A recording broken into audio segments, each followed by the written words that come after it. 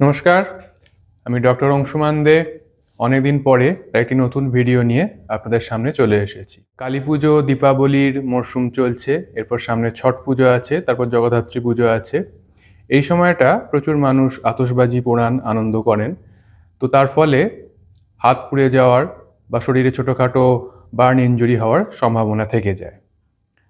Burn injury হলে আমরা সাধারণত বার্নল বা এই ধরনের যে ক্রিমগুলো হয় সেগুলো ব্যবহার করি, কিন্তু হোমিওপ্যাথিতেও এমন একটি অসাধারণ ওষুধ আছে যেটি বার্ন ইনজুরির ক্ষেত্রে খুব ভালো কাজ করে। শুধু আতশবাজি নয়, বাড়িতে রান্না করার সময় বা অন্যান্য যে কোনোভাবে যদি হাত পুড়ে যায় বা শরীরের অন্য কোথাও বার্ন ইনজুরি হয়, তখন আপনারা এই ওষুধটি ব্যবহার করতে পারেন। আসুন জেনে নিই সেই ওষুধটি সম্পর্কে। বার্ন ইনজুরির জন্য হোমিওপ্যাথিতে যে ওষুধটি ব্যবহার করা হয় সেটি হচ্ছে ক্যান্থারিস। এই ক্যান্থারিসের মাদার টিংচার যেখানে বার্ন হয়েছে সেখানে তার ওপরে লাগাতে লোকাল অ্যাপ্লিকেশন হিসেবে ব্যবহার করা হয়। এখন ক্যান্থারিসের জেল বা অয়েনমেন্টও পাওয়া যায়। অয়েনমেন্ট একটু চটচটে হয়, কিন্তু জেলটা খুব সুন্দর অ্যাবজর্ব হয়ে যায় স্কিনে। তো আপনাদের যদি এরকম বার্ন ইনজুরি হয়, তো সেই জায়গাটাকে আগে খুব ভালো করে জল দিয়ে পরিষ্কার করে ধুয়ে তারপর সেই জায়গাটাকে শুকনো করে তার উপরে আপনি ক্যান্থারিস মাদার বা ক্যান্থারিস জেল লাগিয়ে দিতে পারেন।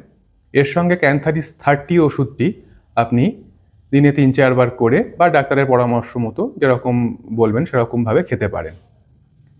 এর ফলে বার্ন ইনজুরির জন্য যে কষ্ট, জ্বালা, পোড়া বা ফোস্কা, সেগুলো থেকে খুব দ্রুত আপনি মুক্তি পাবেন। তবে মনে রাখবেন, এই ওষুধটি কিন্তু 1st ডিগ্রি বা 2nd ডিগ্রি বার্নের ক্ষেত্রেই ব্যবহার করা উচিত।